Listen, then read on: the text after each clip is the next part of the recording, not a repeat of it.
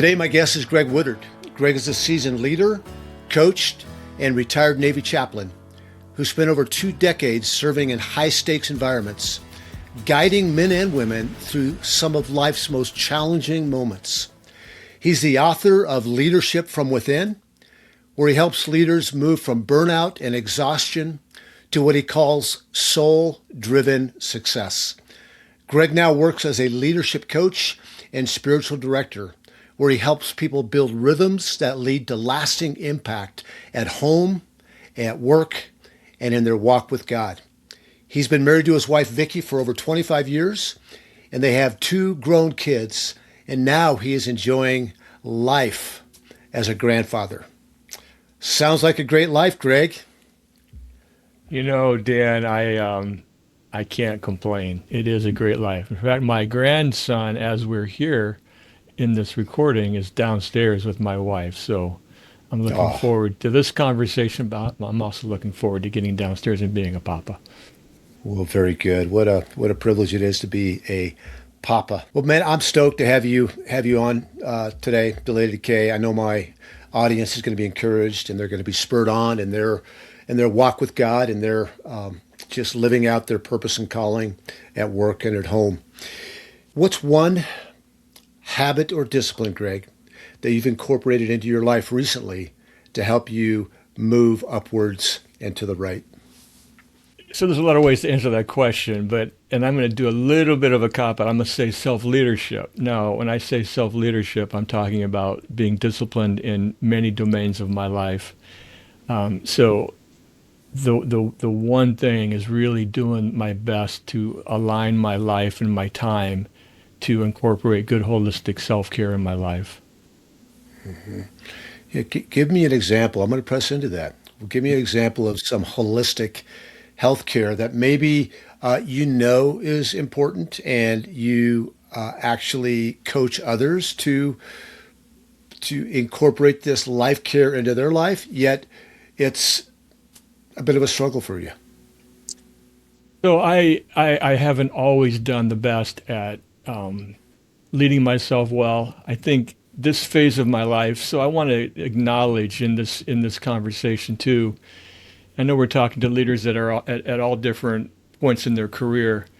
I'm in the season where I have time to go downstairs in a few minutes and be with my grandson, and I have time to go out and walk my dog at lunchtime, and I have time to have spent a couple of years writing a book. And so I have some luxuries of time that I didn't have at other seasons of my life.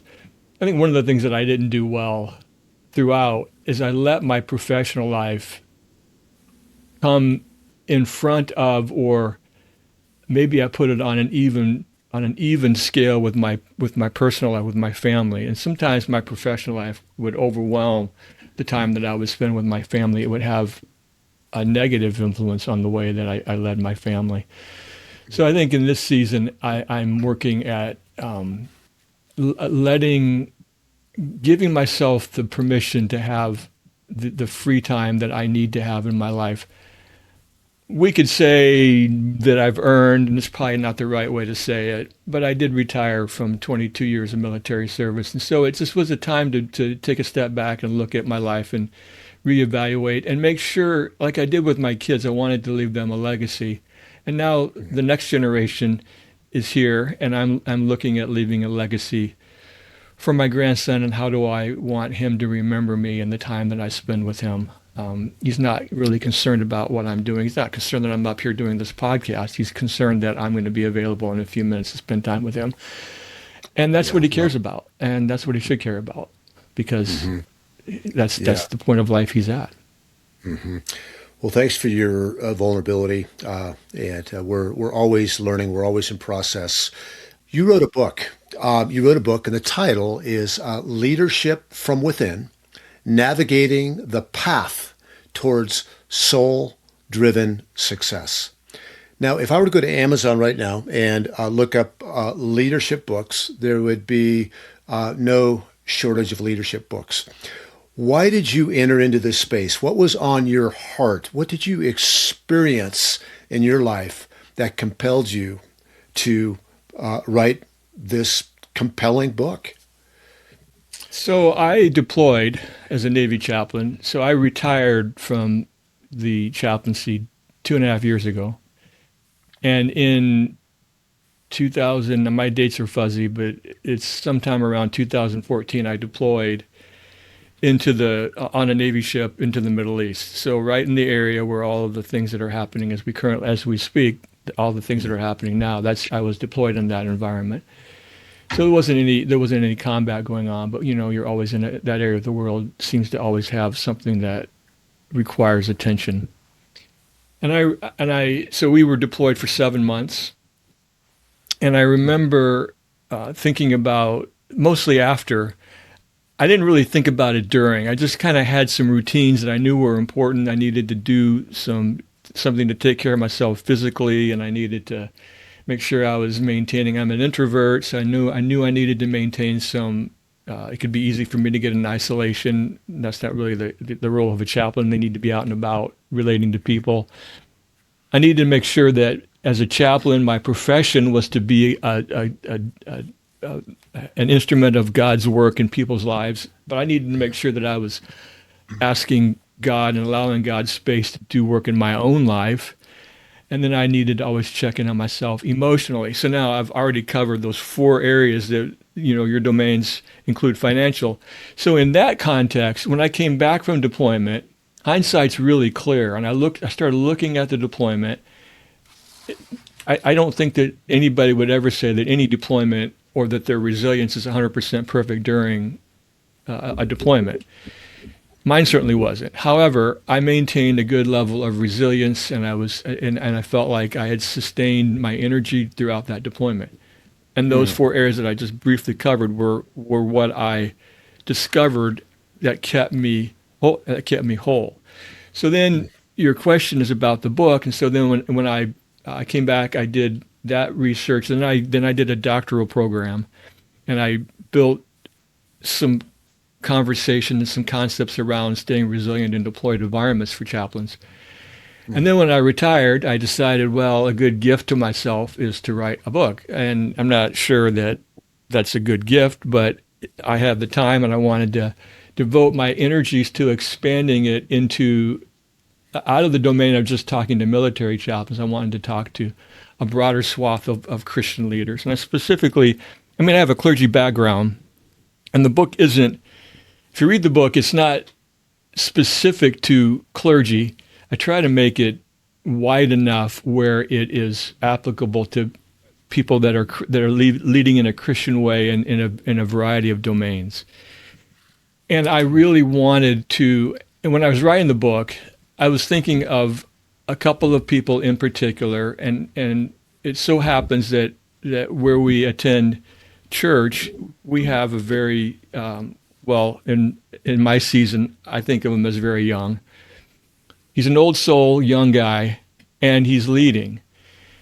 And when I was writing the book, I was thinking about what would I say to myself at that age that I didn't know.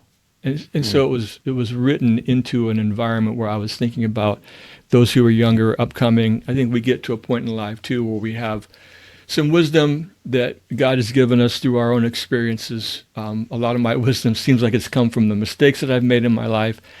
And I think the opportunity to write the book was just a way of expressing some of that hard-earned wisdom to the younger generation and to upcoming leaders so they don't have to make some of the same mistakes that I made.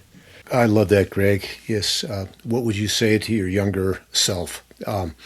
That's a great way to think through a book or a sermon or a talk or whatnot. I want to ask you this about clergy. I know you've had some experience, as a chaplain, of course, and then even in pastoral ministry. But what did you see out there with clergy that had you initially point the book at them, like write it for their benefit? What did you see that needed correcting? Well, I'll speak for me personally. Not every clergy is going to have the same experience. I didn't feel like I had permission to take care of myself. I felt like I was required to be a professional caregiver. And I don't begrudge that. That is the role of a person that's in the clergy. In the military environment, we're often working with those who aren't of same faith, sometimes they're of same faith, but oftentimes they come to us for other reasons, but we're a care provider. And sometimes, and this was more early, later on I understood that if I don't do things, if I don't do good self-care, I'm not going to be able to give to others the way that they need. I'm not going to be as present for them as they need me to be. And later we might talk about leading out of Overflow, but I really felt like, especially as a young leader, it felt like I had to say yes a lot more often than maybe I should have. I felt like I was required to, because I didn't say yes, well, I was going to miss opportunities. Some leaders asking me to do something, I better just say yes. Or some person or some organization or some entity in the military domain is asking me to do something, and I better say yes, or it's going to have a negative effect on me. So I think that was I think that's a common experience in clergy, or really anybody who's in a helping profession. We want to help people, and helping requires us to say yes. But you also got to say yes with boundaries, because we have to protect the things and the people that are most important to us and our family. I'm a married guy, so we've already talked about my wife of 27 years and my children and my grandson. They're more important to me than anyone else in my life, even in the professional domain. So that's what I think. I want the book to be, in some ways, some permission to do good holistic self-care that I didn't receive. It wasn't the way I was raised in the church. I felt like there was a lacking of some of the domains of self-care that some leaders in the organizations that I was part of. I don't feel like either they just didn't do it, it wasn't innate, or they didn't feel like they had their permission to do it. So that was a big part of why I wrote the book, and as I was thinking particularly about clergy. Yeah. Yeah, I think I can relate with what you're saying, which is when I think about through some of my experience, both in business and as a pastor. I remember about 12 years into being a pastor, I wasn't taking days off. I really wasn't caring for myself. And it really was when I thought about it, it was not trusting God. I had a savior complex that if I didn't step in, who was going to step in? Right. And when I started saying no, not no to people blanket, but no, like I need to protect this night, I need to protect this relationship. When I started saying no to other things and protecting of what was highest priority for me, it's amazing how people got cared for. It didn't all depend upon me. Yeah, exactly. And that's what I think we forget, that the church is meant to be a community, and a pastor gets paid to be a care provider. Mm-hmm. And so maybe they have a little bit of a different work dynamic than the business person who's coming in off the street and volunteering after hours. But in order to be effective in caring for people, you're going to have to take care of your own soul. And as a person who's called specifically to take care of the souls, and I'm thinking of that in the spiritual sense, of other people, if you're running on fumes, then your family's going to suffer, and the people that God has called you to serve are going to suffer because you're not leading with enough margin in your life. And so that's the permission that I think about when I think about this conversation. Let's go. Let's stay on the book thread. I mean, much of what we're going to talk about is the book, but it's really your life and your experience that shaped this book. Leadership from within, navigating the path toward soul-driven success. What does soul-driven success mean? I think there's a couple. I want to answer this question. First of all, I want to read you a quote. And this quote comes from a book called From Burnout to Beloved. It's by a woman named Bethany Dearborn-Heiser. She's a trauma-informed social worker. She defines soul care this way. Soul care doesn't just mean spiritual care. It means tending to the inner psycho-spiritual self, which affects our whole self. The Hebrew understanding of the self is holistic, with the body, soul, and spirit being interdependent. We are complex, intertwined beings with our body, soul, body, mind, and emotions, all amazingly interconnected. So when I think of soul-driven leadership, I think of a couple things. One, I'm thinking of a holistic care for ourselves, for our entire being. The most effective leaders are those who take care of themselves in a holistic way. So that's one thing. The other thing that I think of is I want there to be that idea of holism is really, really critical. I had a second point and I lost my train, but that's the idea. Just this general idea when we think of soul driven, it's leading from within. That's what I was going to say. It was like this inner. This society focuses on externals, on metrics, and that happens inside the church. That happens inside organizations. That happens in in entrepreneurial endeavors. But the most important measure is what's going on in our inner self. All the externals are great, and we're coming up, as we're recording this, we're coming up on Easter Sunday, and churches are focused on the externals of the service and how it's going to go, and that's fine. I understand all that. But really what's important is what's going to happen in the hearts of the people, what's happening on the inside. And those pastors who are leading, what's happening on their inside. So that's what I think of when I think of soul-driven. It's leading from this idea, leading from within, and not just taking into account all the external metrics. Yeah, that's good. The avatar of my audience, the people that I'm hoping to reach are people who are ambitious, who they have something in them that they want to build, they want to create, but they don't want to lose their life. They want to continue to live a prioritized life, or maybe they've got off track and they want to get back on track. And the solution isn't to set that ambition aside, but to pursue that ambition through the prioritized life. From your perspective, what do most high ambition, high capacity men and women get wrong about where leadership starts? I mean, but think of yourself at age 35. Think of young ambitious leaders in their early 30s. What do they get wrong? What do they have wrong, but possibly about where leadership starts? Well, I'm going to pick up on a thread that I just left off on, and that's this idea of external metrics.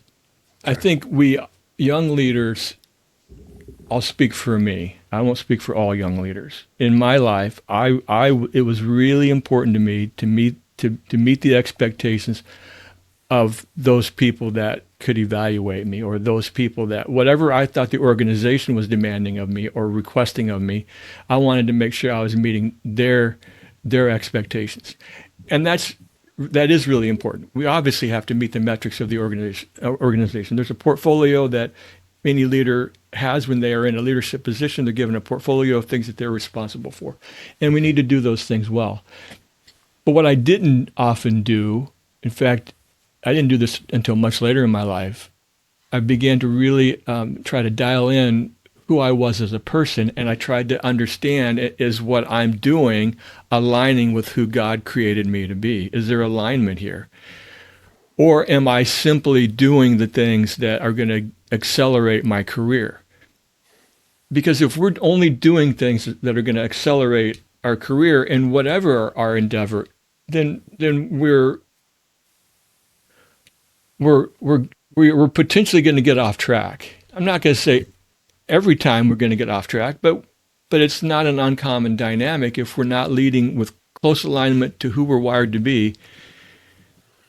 We're not living a prioritized life. We're probably overemphasizing whatever it is versus the other, and creating an environment where we're moving towards a level of burnout, breakdown, and if it goes into worst case scenarios, we're thinking about moral failure and all the things that, unfortunately, we've seen in organizations and in the church. And it's because we're not living a prioritized life and evaluating ourselves in a regular way. Are we living in alignment with the way that God created us to be? Are we leading from a soul-driven perspective? Are we leading, taking care of our inner self and those most important to us, and then going towards the externals? I want to latch on to that phrase, living in alignment of who God made us to be. That is so profound and so important. Yet I also feel like it's hard to grab a hold of. How might I determine if I'm living in alignment with the way God has created me uniquely? So I have a series of questions that I like to help people think through. So I would ask these questions. One, what is the level of your relationships? Are you feeling disconnected with people, or are you feeling connected with people? How are you relating to God? Are you waking up in the morning excited for your day, or are you waking up dreading the day to come? If you're waking up dreading the day to come, now there's challenges in every environment, certainly. Sure. But if the dread outweighs the positive vibes you have toward a day, more days of the week you're waking up tired and not wanting to go do whatever it is that you're doing, then I would wonder if you're living in alignment. Are your internal and external worlds saying different things?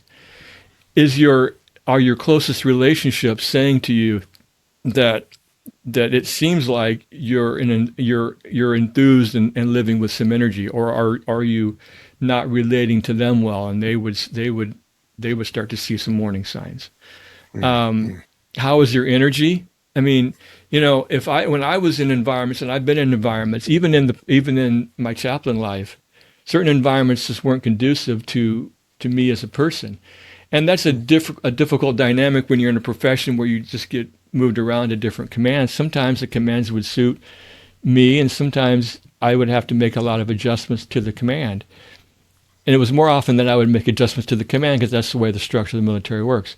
But if you're more tired from what you're doing than feeling energized, good tired is a good thing. Bad tired is a bad thing.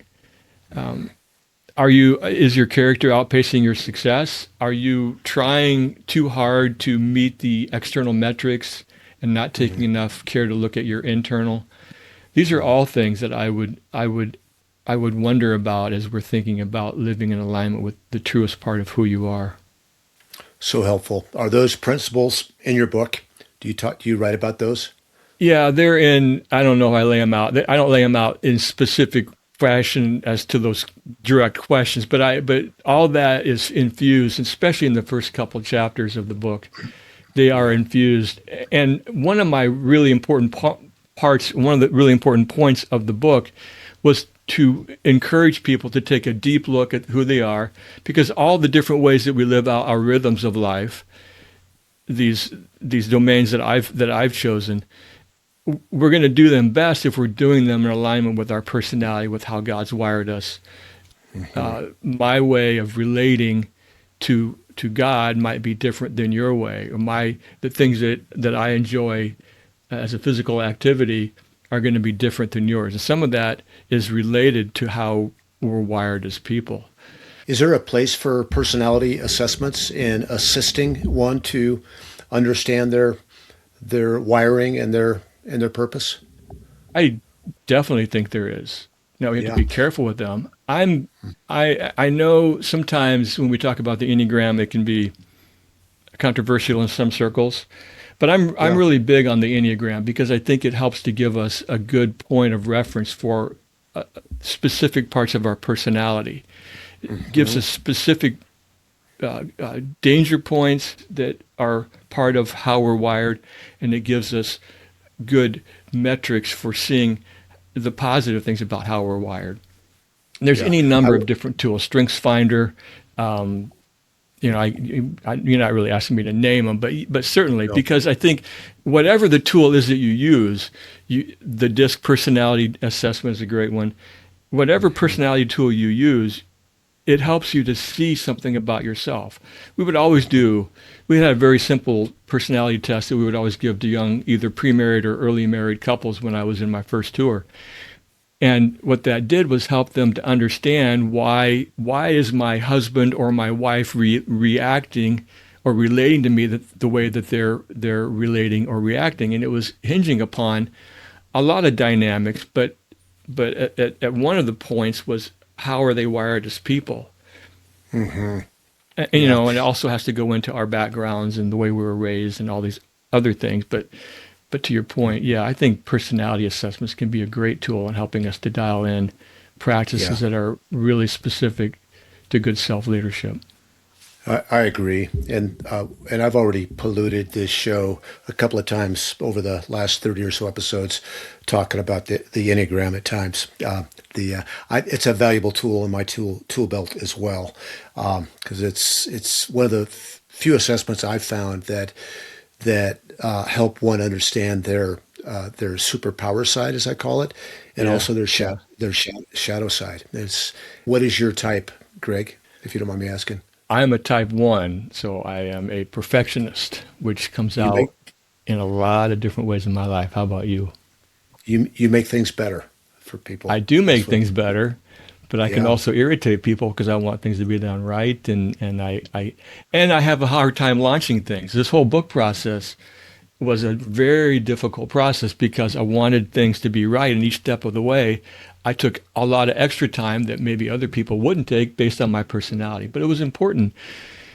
But I came out with something that was of quality, and that's one of the great things about my personality type is we want to do things right. Absolutely, and you're part of the anger triad when you're in the flesh, and so am I. That's true. I'm an Enneagram 8. Yeah. And it's been really helpful for me to understand that, and just to understand why I react in some of the ways that I react, and learning to submit my flesh to the Spirit. It's been super helpful. So I think our personality has a lot to say with how we relate to God. Mm-hmm. My wife is different than me. Most men and most married couples are different than each other. And the way that she relates to God is different than the way I relate to God. And neither is better or worse than the other. They're just different. And it's important. Self-awareness helps us to acknowledge that a certain thing is going to resonate with us, and maybe not another thing is going to resonate with us. And we might need to work in some areas that are of weakness to create an environment where we can grow. You talk about leading from overflow, not exhaustion. And I know we've already circled around this. What does it practically look like on Tuesday afternoon? You know, it's you've had people collapse on Saturday and Sunday. They hit it hard again on Monday. They're exhausted on Tuesday. How do I know if I'm leading, not just living, but leading from overflow or exhaustion? I think you would know by the way that you're being received by the people that are closest to you. I think we would know by our energy level. We would know by our mindset. I've touched on some of these earlier. Are we waking up more often enthused by what we're doing versus the opposite? If you ask those closest to us, to you, if a leader asks if they're married, they ask their spouse, and if they have children, their children, to evaluate them, what would they say? And if we are getting answers that are not in keeping with what I would consider to be a good legacy, then it might suggest that we're not doing the things that are going to drive us towards the greatest amount of thriving in our life. Mm-hmm. Those are things that I would say. Very good. Over the years, I've come to the conclusion that we all have one calling, but we have different assignments. And that calling has to do with kind of life purpose, our wiring. Oftentimes, I heard men. I think I've said it over the years, or I've heard people say, I'm called to be a pastor. I think it's actually dangerous to say something like that, because in my life, I've been a business owner, I've been a financial consultant, I've been a pastor, and now I am a coach. And I would submit that I've had one calling through those different Oh yeah, I agree. assignments. Yeah. And I think one of the ways to know this, am I leading from overflow or exhaustion, is I was a vocational pastor for 18 years. I was a non-vocational for 5 years before that. But when I was vocational pastor, I mean, for the most part, I feel like I was in my sweet spot. I woke up excited for what the next day held, until I wasn't. Mm-hmm. There was a time where it was I felt more exhausted. I was dreading the day after day, and that doesn't mean that the previous 15 years I was in the wrong slot, but I need to pay attention to, like, what is actually going on right now. Am I out of alignment? Am I out of or am I living an unprioritized life? Or is it just the Lord saying it's time for you to not shed your calling, but to exercise your calling in the context of a different assignment? How does that ring to you as I say all that? Oh, that rings absolutely true. I remember this was in my first tour. I was with Marines in Yuma, Arizona, and anybody who's been an officer of whatever sort in the military knows that they need to bring alongside them and allow the senior enlisted to speak into their life. So there's always this hierarchy that happens as part of the culture of the military. The senior enlisted are the advisors to the officers, and they can be your best friend and train you because they have a lot more experience. In most cases, they have a ton more experience in the environment than the officer does. So I was brand new. I'd been in the military before as a Marine, but now I was back as a chaplain. So I had a sergeant major of Marines who just became a mentor of mine. Attended the chapel that he was at the chapel services that I led. And one day I was in his office. I would go over periodically and just sit down with him just to have conversations. And he asked me, he said, and he's a Christian guy, and he said, you're like, you get paid to like follow and do things that God tells you to do. He said, I'm just a sergeant major. And I looked across the desk from him, and I said to him, I said, Sergeant Major, you can't. There are Marines that are going to listen to you before they will ever listen to me, because you're walking in the same environment that they're walking in. I'm sitting in an office over at the chapel, and they got to come see me. You're living this day-to-day life, and you're building influence with these young Marines. And so don't ever doubt that your calling is what you're doing. And that was. There's been other seasons of my life, but that's one I remember most distinctly. He was living out his calling, and I was living out my calling as well. It was just different. And I agree with you too. I've had a frame that basically it includes helping people. There's been some version of helping people that has infused throughout my career. Mostly I wanted to do it in a way that related to them spiritually. That was part of the clergy calling. But it was to build people. And that has played itself out in a variety of ways. I was pastoring in a drug and alcohol recovery program. I was pastoring in the military. I pastored in traditional settings in the local church. And all of them have this. So all of mine, I don't have the business background that you have, but all of them, I can do that one specific calling, and I'm doing it now with a handful of people. And it's the same calling, it's just in a different environment. I'm not called to be on the stage anymore. I'm called to just sit one-on-one with people and be present for them as we're talking about their spiritual life. We're talking about, the structures of their life, the rhythms of their life. So that idea of a calling infusing all of our life, and then being able to take that and apply it in different ways in different venues, I think is really, really insightful and really important. That's good. Oftentimes in conversations like this, it ends up inevitably going towards the question: do you have truth tellers in your life? Are there Mm. people that are close enough to you that can observe you and go, you're day after day, you seem exhausted. Day after day, you seem maybe irritable. Day after day, I'm observing these things in you.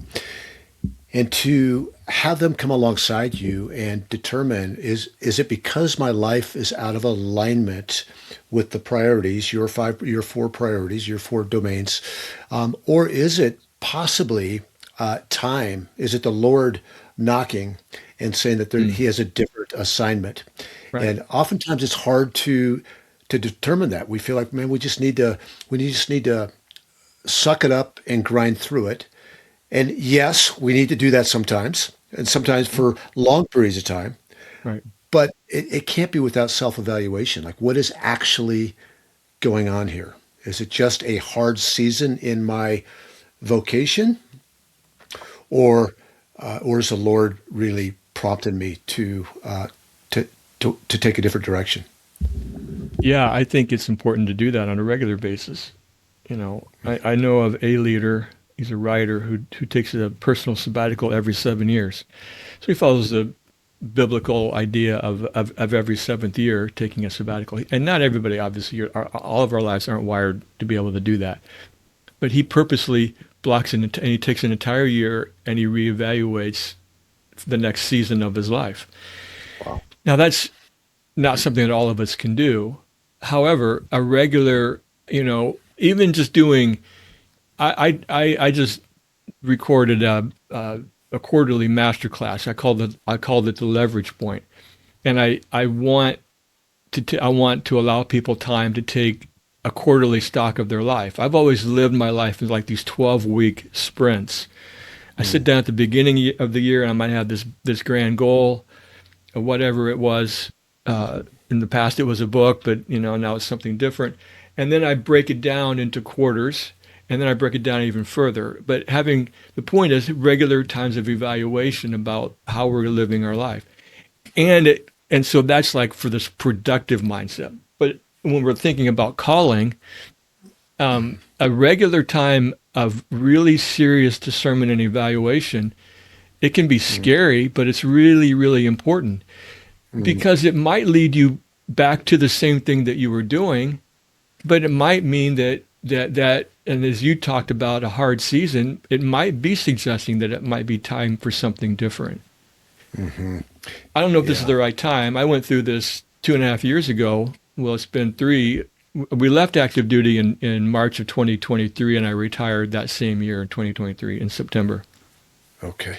And it had been difficult in some ways. I was getting to where I felt like it was time for some younger men and women to step forward, and I needed to step aside. And I had to take some time and evaluate where I was at with all of it, and it ultimately led me to the decision that I had to retire. And medical things were beginning to happen, and it was becoming evident that I needed to step aside. And I don't know if it's hard to know if it's hard for me to look back on that and see if it was the hard time that pointed me towards it, or it's just some innate sense within me that I just began to understand that it was time. It was time for somebody else to step forward and in that environment fill the boots that I was going to leave behind. Mm-hmm. Yeah. Self-reflection and taking time to intentionally self-reflect is so important, and so few of us do it because we're just caught in the tyranny of the urgent. I love your 12-week sprint metaphor. I mean, that's at the end of a sprint is a rest. It's a reflection. How was my gait? How was my speed? Was I hydrated enough? Or you can really look back at those 12 weeks.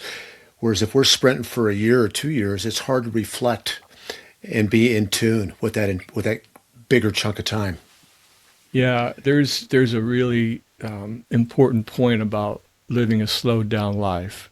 And every season is different. I sat with a group of young pastors a few years ago, right as I was retiring, and I was talking about, I was in a very slow season of my life. I was transitioning from one career, out of a career, into a different phase. I had no intentions of going back into an organization. So I get we've been empty nesters for a while, and so my life is purposefully slower than it was. So I understand that when we talk about a slowed down life, slowing down enough to be able to really listen, you have to be in some seasons you have to be really, really intentional about that. You have to create space to give yourself time to do self-evaluation. Some pastors take quarterly or monthly. They take regular days of evaluation, and they're just pulling away to recast vision for their lives, for the ministry, for the church. And I think it behooves maybe even especially younger leaders. In younger leaders, I know that you have your demographics have some younger leaders in your audience. Mm-hmm. You really have to carve out and create intentional space for you, and if you're married, for your spouse to get away and really listen intently and take that slowed down time. Because you can't run at a full out sprint all the time. A 100-meter dash a person who's running a 100-meter dash can only do it for so long. And then they're going to tire out. And the 26-mile marathoners running, if they're running world class, they're running 4-minute miles for 26 miles, but eventually they're going to crash and burn. Mm-hmm. They have to do something at some point to get to rehydrate and to reset and to move whatever direction they're feeling called to move in. And you can't really do that. God's not speaking to us in the speed of our life. Mm-hmm. I really think God speaks to us in the slower part of our life. And there's something to be said about when Elijah was on the mountain with the prophets of Baal, and he had this great victory, and God came down, and they had done all of the things that they had done, and there was silence. And then Elijah got up and spoke and asked God to move, and God cast fire down and burned the altar. And then he defeated all of the prophets of Baal. But then he went off and was miserable and he felt like he was disconnected because he was being chased by the king. And God didn't speak to him to re-engage him or to reorient him towards a more positive mindset in a very bold way. He spoke to him very quietly. And he spoke to him with a still soft, just the still soft wind was blowing, and that was what began to encourage Elijah to move in a different direction, back towards a positive mindset. And it happened in a very quiet way. It doesn't usually happen. I don't want to belabor and go on here too much, but I do think it's important to think about that God speaks more often in the ordinary of our life than in the extraordinary. If we're getting God speaking to us too often in the extraordinary, I wonder if we're really hearing God's voice. Break it down a little bit. What does it mean to hear God in the ordinary? I guess I would say it this way. How much of your life is lived in the extraordinary? So first of all, think about that. And really, there's not too much of our life that's lived in the extraordinary. There are certainly extraordinary moments, and God does speak. When I think of extraordinary moments, I'm thinking most especially of times when I was at camp as a young person, or when I go off to a retreat, or when I was on active duty, we'd go off to a place in Asheville, North Carolina, and it would be just this refreshment of God, an extraordinary moment in an extraordinary environment, and you feel reinvigorated. The ordinary is the day-to-day living out of your life. If you have children in the home, it's the day-to-day taking care of your children. It's the day-to-day going to the office, depending on the environment of your work. It's the day-to-day of doing life. It's living space in the ordinary. There's a book called The Liturgy of the Ordinary, and she takes time to take each of these different moments and reflect on, and I don't have the book in front of me, I can't recall all the different things, but, doing the laundry or or changing the diaper on your baby, or going to a baseball game with your child, or taking your dog out for a walk. I go out for a walk with my dog most days, and I'm just thinking about and contemplating God in that ordinary moment. That's not an extraordinary moment. I'm pointing out my windows. We walk down the road right outside, or we go to the park. That's not extraordinary for me. It's extraordinary for my dog because he loves to be outside. It's ordinary for me because I'm just walking the dog. Mm-hmm. But that time, it's space where I have a slowed down moment where I can be reflective, and I can live in this way that's listening in that ordinary moment of my life. When I go down in a few minutes and spend time with my grandson, that's an ordinary moment. I think it's pretty extraordinary because, I'm biased. He's my grandson. But it's an ordinary moment of really being able to listen to God through the little mind of this little one. That's an ordinary thing that can be, where God can speak to us in a unique way. Mm-hmm. That's really helpful, Greg. Thank you. My mind in conversations like this oftentimes goes to my younger listeners. I think of my daughter and her husband, who have 5 kids, 15 to 5, and my son, who has 3 boys, 4 and under, and another son that has 2 boys, 8 and 5. And they're just like, there's work going on full time. There's activities with the kids, and it's hard. I'm going back to these rhythms, these places in life where we sprint, and then we slow down and reflect. And it's easy for you and me to find. It's easier for us in this stage of life to find these moments. But I want to encourage, and I'd love for you to encourage these folks as well. I want to encourage them that first of all, acknowledge that you are in a busier stage of life than I am. I've got the luxury now of getting up at 6, spending an hour journaling and reading, going to the gym for an hour and 15 minutes, and just certainly having some coaching clients, but it's only 5. So I'm not being driven by my schedule as much as a lot of these younger people are. But with that said, fight for solitude and silence. Fight for these retreat moments that may not, don't wait for 7 years. Carve them out weekly, monthly, quarterly, and just be silent and be in tune with the Lord. Yeah, I think it's incredibly important I think I heard someone say, if it's not on your calendar, it's not going to get done. So even each rhythm that I talk about, there's practices that are involved with them. All the different domains that you talk about, there's practices that you have to implement within those different domains that we participate in to affect that domain in a positive way. And if we aren't intentionally, this is where I come back to this idea of self-leadership. If we're not self-leading ourselves into a place of doing these things intentionally, my times of silence are going to look very different than a young mother or a young father or those with multiple little ones. And I understand that. But there has to be some place, I heard somebody reframe the way that she thought about, this is not the person closest to us. This is not my daughter. This is somebody else that I know that had a little one. When she was nursing her child, she had started with this process of like, I have to spend time doing this. And he's demanding of me. And I'm the only one who can do this. And then she reframed that session of nursing into an opportunity to be silent, to be with her little one, and for God to be able to speak in the silence of that moment. And it changed the way that she related to her little one, and it changed the way that she saw that ordinary moment where she was providing nourishment for her little one.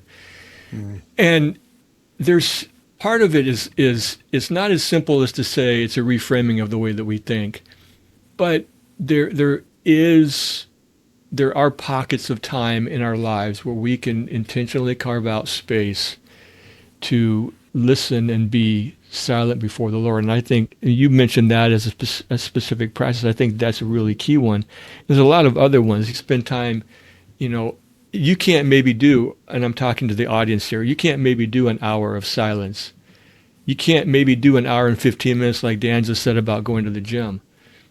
But you can take 5, or you can take 2, or you can take whatever your life right now allows you to have. Maybe you're when you're out walking your child and you're pushing the stroller, or if you're a dad, you're driving to work, instead of turning the radio on or having earbuds in when you're out walking your child or your dog, you're just listening. You're driving to work, to the office in silence, and asking God to speak to you in that moment where you're doing something you have to do, and that's go to your office.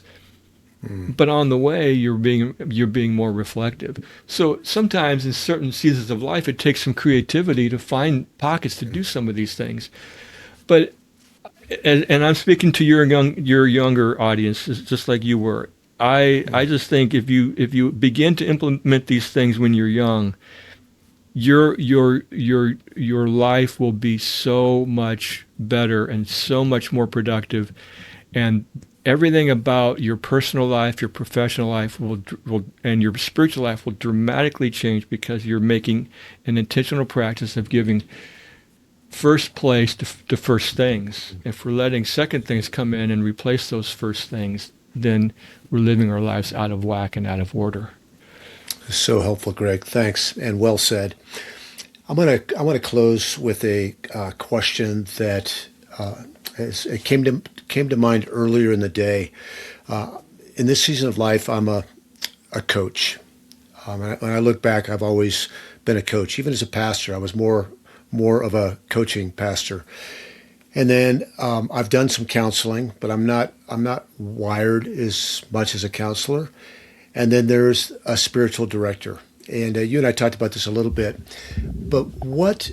And let me preface it. I feel like every person needs one of those three in their life, if not all three. I don't know how you do all three, but what is the difference? As somebody's listening, and maybe they're stuck right now. They're relating with these 4 rhythms, this framework of 4 rhythms. Maybe their life is a little bit out of priority. It's not prioritized. Or maybe they're going, man, like I'm headed towards living an unprioritized life if I continue on this trajectory. And we need help. All of us need help, but it's not weakness. It's actually strength to acknowledge that when we invite somebody else into our life.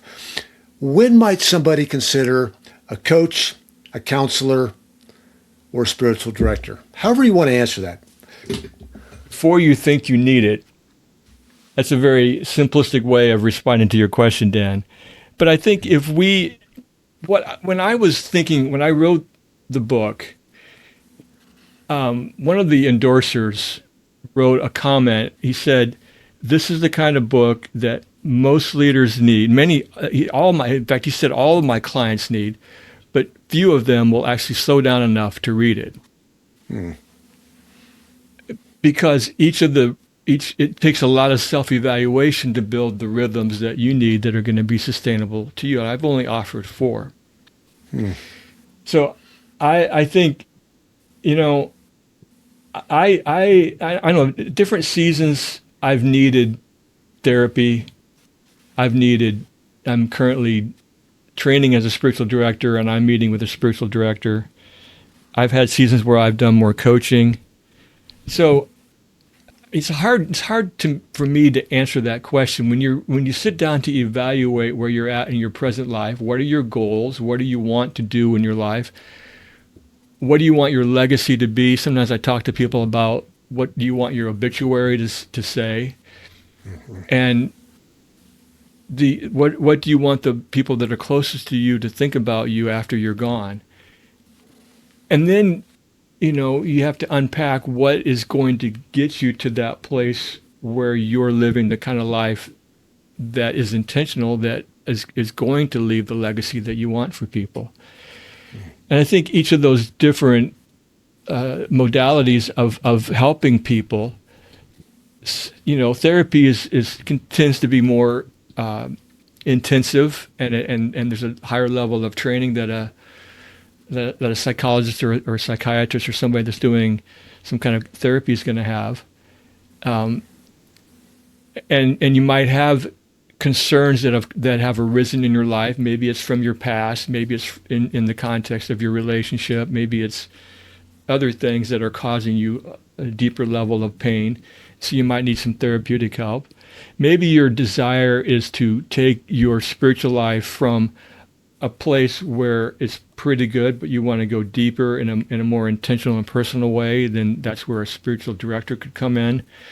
And if you're moving towards building, you've been coaching probably longer than I have, Dan, so you could probably answer this question better than me, but are you building towards some kind of a financial goal or a business goal, or are you trying to develop in your leadership in some way?